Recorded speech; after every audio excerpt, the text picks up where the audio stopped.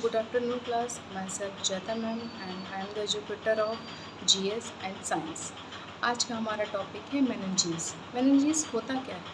Meninges क्या होता है? ब्रेन की लेयर्स होती है और ये कुछ मेन तरीके के फंक्शन परफॉर्म करती हैं। ठीक है, आज हम उसी के बारे में डिस्कस करेंगे। चलिए अपना टॉपिक स्टार्ट करते हैं। मेनिंजीज हमारा ब्रेन जो होता है, ब्रेन क्या होता है? सबसे पहले जो हमारी स्कल होता है, स्कल का जो बोन होता है जिसको क्रेनियम भी कहा जाता है, उसके अंदर हमारा ब्रेन क्या होता है? सिचुएटेड होता है। ठीक है, मतलब हमारा ब्रेन है, ब्रेन को चारों तरफ से कौन कवर किया हुआ है? स्कल बोन, जिसको क्या कहते हैं? क्रेनियम कहते हैं। जो मेनली हमारे ब्रेन को कवर करता है बोन, उसको क्रेनियम कहते हैं। ठीक है, वो क्रेनियम और ब्रेन के बीच में जो लेयर्स होती हैं, उन लेयर्स को ही हम क्या कहते हैं? मेनिंजीज कहते हैं। बेसिकली ये मेनिंजीज की 3 लेयर्स होती हैं, इनको एक साथ कंबाइन में मेनिंजीज कहा जाता है, बट ये 3 लेयर्स में डिवाइडेड होती हैं। ठीक है, और मेनिंजीज में ही अगर कोई प्रॉब्लम आती है तो उस बीमारी को मेनिंजाइटिस कहते हैं। और आइटिस का मतलब ये होता है एनी काइंड ऑफ इन्फ्लामेशन या स्वेलिंग आ जाना या किसी तरह की डिस्टर्बेंस आ जाना, उसी को ही मेनिंजाइट मतलब आइटिस कहते हैं। आइटिस हमेशा इन्फ्लामेशन या स्वेलिंग को ही डिनोट करता है। ठीक है, तो मेनिंजाइटिस क्या होता है? एक तरीके की डिजीज़ होती है, एक तरीके की बीमारी होती है जो हमारे ब्रेन के लेयर्स होते हैं मेनिंजेस, उसमें कोई इन्फ्लामेशन हो जाता है या किसी तरीके की स्वेलिंग आ जाती है, तो उसी को मेनिंजाइटिस कहते हैं। उसके बहुत सारे कॉजेज़ हैं, अभी हम उसके बारे में आगे डिस्कस करेंगे। तो मेनिंजीज पहले डिस्कस करते हैं कि होता क्या है।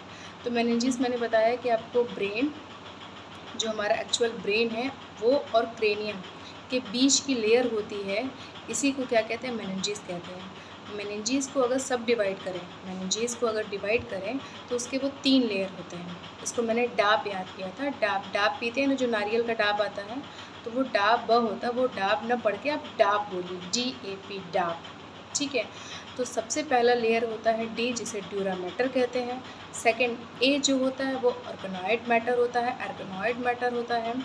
थर्ड जो होता है पी, उसे पाया मैटर कहते हैं। ठीक है, टोटल 3 होते हैं। कौन कौन से? Dura mater, organoid matter and third हमारा होता है पाया मैटर।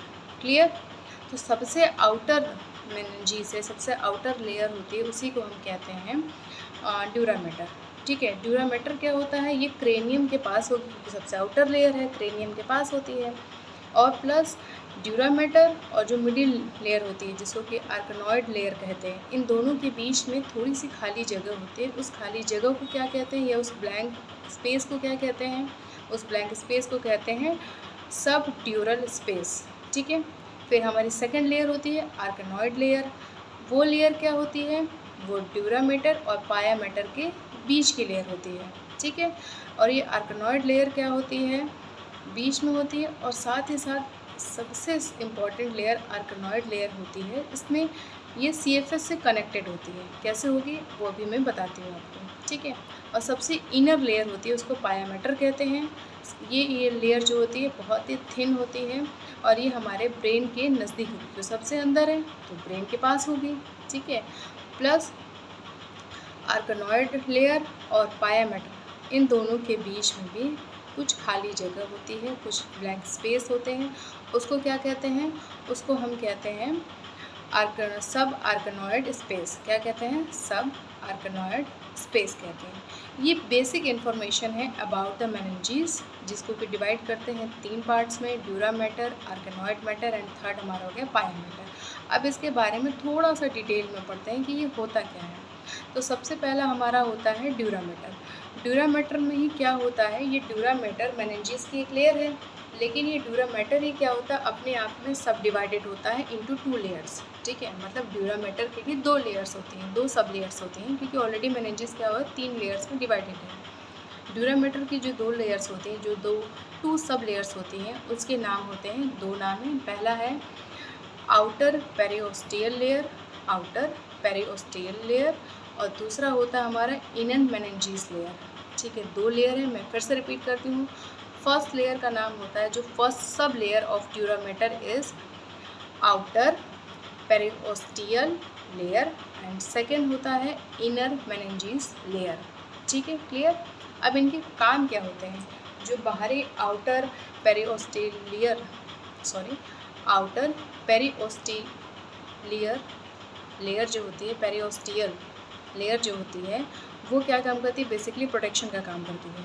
लेकिन मेन काम जो होता है वो इनर मेनिंजेस लेयर करती है। वो क्या करती है, इनर मेनिंजेस लेयर क्या होती है, ब्रेन के अंदर इनफोल्ड्स बनाती है। इनफोल्ड्स मतलब कुछ ऐसे घूमती है कि जो ब्रेन के पार्ट्स होते हैं उनके डिवीज़न होते हैं, ठीक है, मतलब वो इनफोल्ड्स बनाती है एक तरीके के, और वो ऐसे इनफोल्ड्स होती है कि जो ब्रेन के पार्ट है वो अलग अलग पार्ट्स में डिवाइड हो जाते हैं। और वो 3 इनफोल्ड्स क्या बनाती है, मेनली 3 इनफोल्ड्स बनाती है। पहला जो इनफोल्ड टर्न होता है या इनफोल्ड बनता है उसके थ्रू क्या होता है, between the cerebrum and cerebellum, ठीक है।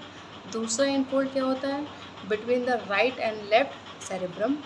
तीसरा जो होता है between the left and right cerebellum, ठीक है। टोटल 3 इनफोल्ड्स, 3 इनफोल्ड से 3 डिवीज़न हो गया, ठीक है। तो मेनली ये काम होता है, ये पूरा ड्यूरा मैटर की 2 सब लेयर हो गई और ये उनके काम हो गए, ठीक है, ये फंक्शंस हो गए। दूसरा हमारा जो होता है आर्कनॉइड लेयर। आर्कनॉइड लेयर क्या करती है, बेसिकली ये जो आर्कनॉइड लेयर होती है ये हमारे जो कि ड्यूरा मैटर और पाया मैटर के बीच में होती है, इसमें क्या होता है, CSF सेरेब्रोस्पाइनल फ्लूइड भरा होता है, ठीक है। सेरेब्रोस्पाइनल फ्लूइड भरा होता है, लेकिन ये जो आर्कनॉइड लेयर होती है या आर्कनॉइड मैटर होता है ये क्या होता है, पूरी तरीके से इम्परमिसेबल होती है, ठीक है, इम्परमिसेबल होती है। इम्परमिसेबल का मतलब होता है कि ये किसी भी आइटम को या किसी भी लिक्विड को ट्रांसपोर्ट नहीं होने देती है, ठीक है।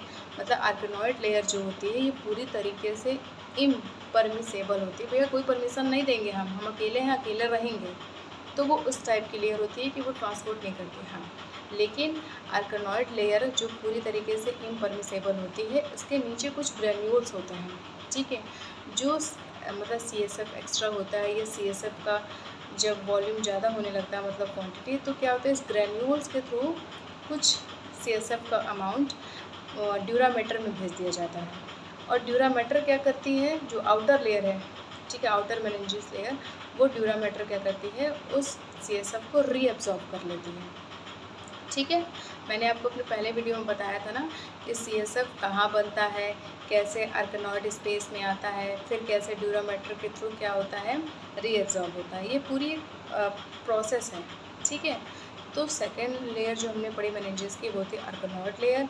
ये पूरी तरीके से इम्परमिसेबल होती है और ये क्या करती है, CSF को स्टोर करके रखती है, और एक्स्ट्रा होता है तो अपने ग्रेन्यूल्स, क्योंकि ये ऑलरेडी इसके लेयर क्या है, इम्परमिसेबल है, मतलब किसी को जाने अंदर आने नहीं देगी, तो उसके नीचे ग्रेन्यूल्स होते हैं। उस ग्रेन्यूल्स के थ्रू क्या होते हैं, ड्यूरा मैटर में जाता है, और ड्यूरा मैटर में ये CSF रीअब्जॉर्ब कर लिया जाता है, ठीक है।